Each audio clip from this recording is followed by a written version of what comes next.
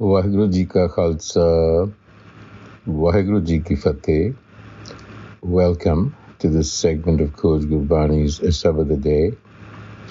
The recitation continues from Rag Asa Bihagra, Mahalla Panchwa, compositions of the fifth Nanak, Guru Arjan. This is a relatively short passage, 8 lines, and the recitation. Janam Maran Dukh Katiai pyare, jab pet har rai, sundar sugad sujan prabh mera, जीवन दर्श दिखाए. जो जी तुझते बिछड़े प्यारे, जन्म मरै बिख खाए. जिस तू मिलै सो मिलै प्यारे, तिसकै लागों पाए. जो सुख दर्शन पेखते प्यारे, मुख ते कहन न जाए. साची प्रीत न टुटई प्यारे, जुग जुग रही समाए. जो तुध भावै सो भला प्यारे, तेरी अमर रजाए. नानक रंग रते नारायण प्यारे, मत सहज सुभाए. So the aim of Gurmat is to establish life at a higher level of consciousness, which we call Har, from Hari, meaning green,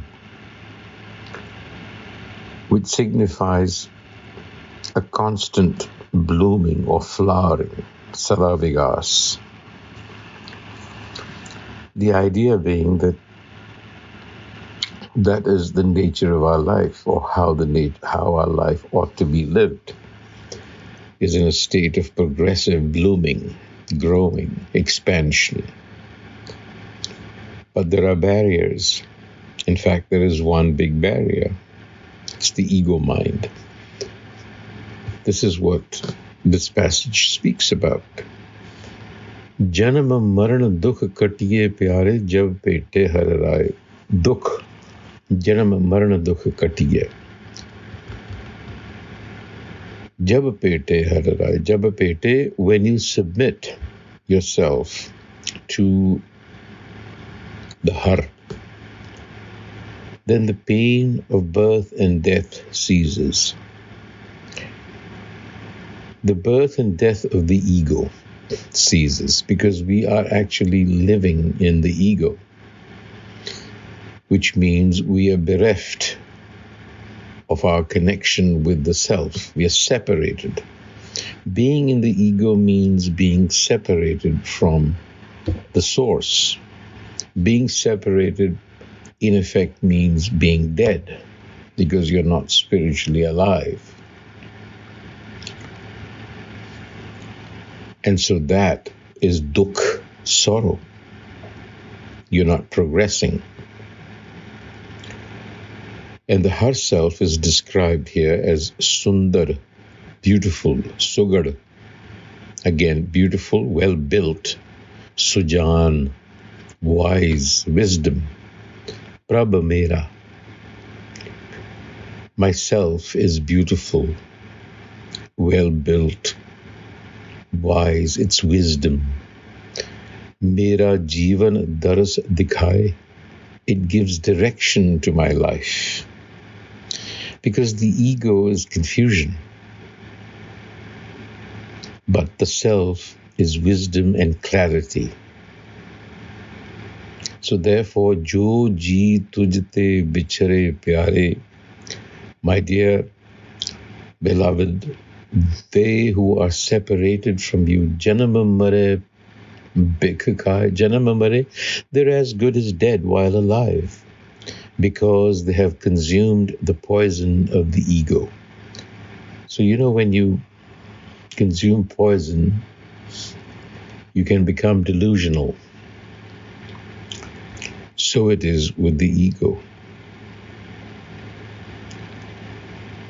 On the other hand, jis tu mele so mele pyare, tiske lagon paye, I follow in the footsteps of those who have found this union, who have found this higher consciousness. Jo sukh darshan pekhte pyare, mukhte kaha na jaye.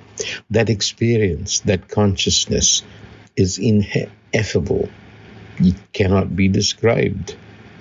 There is a vision there for you to behold, but it cannot be described in words. Sachi preet na tuttai pyare, juga juga rahi samaye. That love does not waver. It is unchanging. Jo tud pave so pala pyare, teri amar rajaye. So in that state, you are in a flow with the universe. You are in harmony with the universe. Nanak rang ratte narayani, pyare mate sahaj subhaye. So in that state, you are imbued with love of the self, and sahaj, balance, spontaneity becomes your nature. You are transformed. So the passage reminds us that the ego mind is what causes a breach with that higher consciousness. And separation is spiritual death and the cause of suffering. So the death of the ego implies elimination of this sorrow, this dukh. And death of the ego means submission. So this is an inner process. This is an organic process that we must undertake as Sikhs. But we have to remember that in this process, the self plays a great part, perhaps the most important part, which is the transmission of grace. What is the transmission of grace? It's the givenness of that principle, that vision, which comes from the Gur. And again, it's not linguistic. So the whole idea is that we need to live a life that is more authentic, real, not just seen through the filters of a mental abstraction called the ego.